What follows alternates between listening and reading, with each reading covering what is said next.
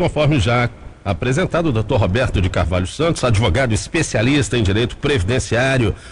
Ainda pode ser requerida a desaposentação? A dúvida existe para muitos segurados diante do julgamento do STF sobre esse tema que está suspenso. Primeiramente, nós vamos entender o que é a desaposentação, Dr. Roberto. Bem, a desaposentação é um instituto que foi criado aí pela doutrina e pela jurisprudência, pelas decisões judiciais, porque não está expressamente prevista em lei. A lei, ela não proíbe. O que é a desaposentação?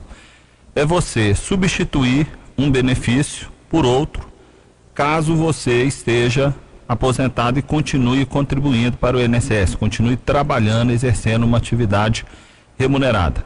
Então, nesse caso, como o INSS acabou com o pecúlio, a lei acabou com o pecúlio, que lá em 1994, 95, o trabalhador que aposentasse e continuasse trabalhando, ele tinha de volta as contribuições que ele continuou recolhendo.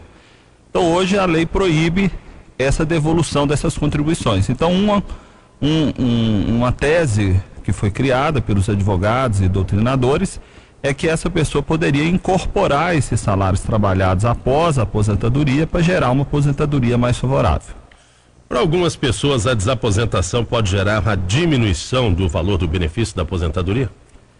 Essa é uma preocupação que nós temos. Quer dizer, aquelas pessoas que ingressam na justiça de forma irresponsável, de forma sem critério, elas podem ter uma surpresa. Ao invés do benefício diminuir, aumentar, diminuir. Por quê? Exemplo, vamos supor que alguém aposentou, ganhando aí R$4.000 e passou a trabalhar com salário mínimo. Muitas vezes isso acontece, às vezes a pessoa abre uma empresa e passa a recolher sobre o salário mínimo no Prolabore.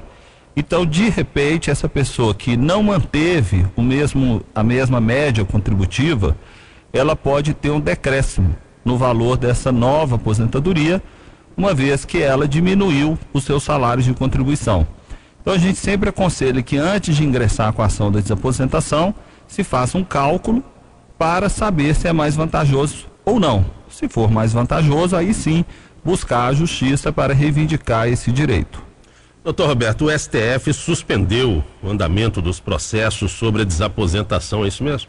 Bem, o que aconteceu foi o seguinte: o Supremo Tribunal Federal está julgando desde o ano passado um recurso extraordinário, que até então, Renato, todas as ações estão sendo favoráveis, praticamente na primeira instância 80%, no Tribunal Regional Federal 100% e no STJ 100%. Mas o nosso Brasil tem 4 instâncias do Poder Judiciário, né? Uma coisa absurda.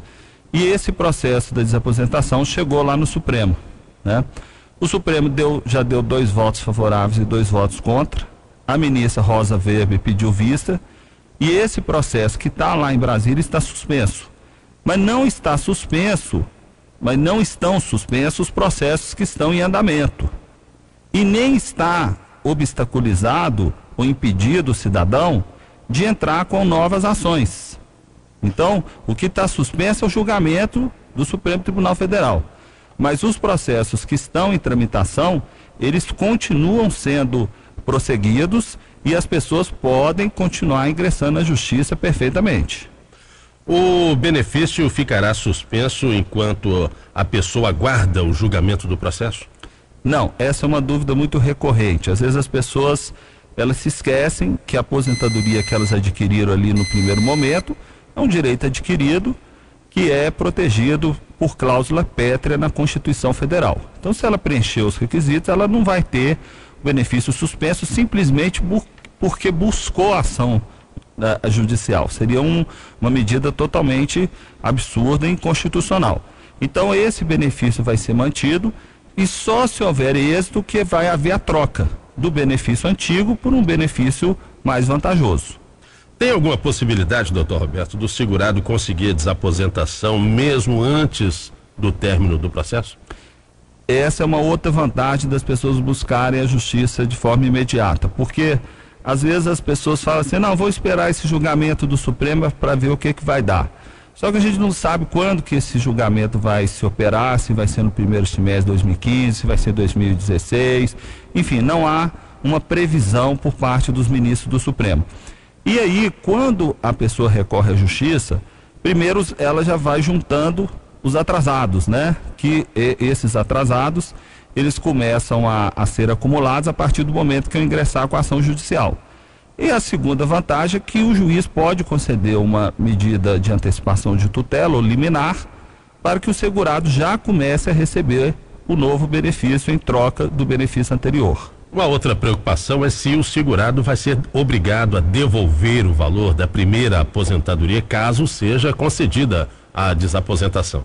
Bem, essa é uma polêmica que já foi superada pelo STJ. O STJ até então, havia essa controvérsia, o STJ entendeu que aquele benefício que foi recebido foi de boa fé e foi decorrente dos direitos que foram preenchidos, os requisitos que foram preenchidos.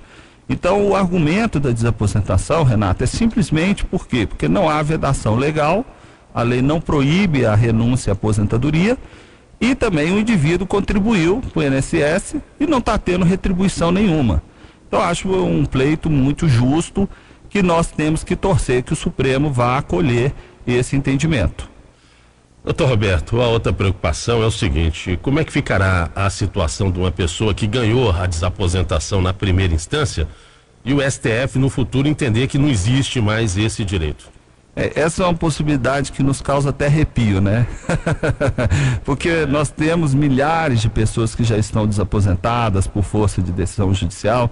Então, se acontecer a catástrofe, uma calamidade jurídica como essa, realmente o que vai acontecer, essas pessoas vão voltar a receber o benefício que elas auferiam anteriormente. Elas não terão uma penalização. Há uma polêmica no sentido da pessoa ter que devolver aquilo que recebeu, a diferença. Porque, por exemplo, ela ganhava 3 mil, passou a ganhar 4 mil. Ela teve um acréscimo de R$1.000.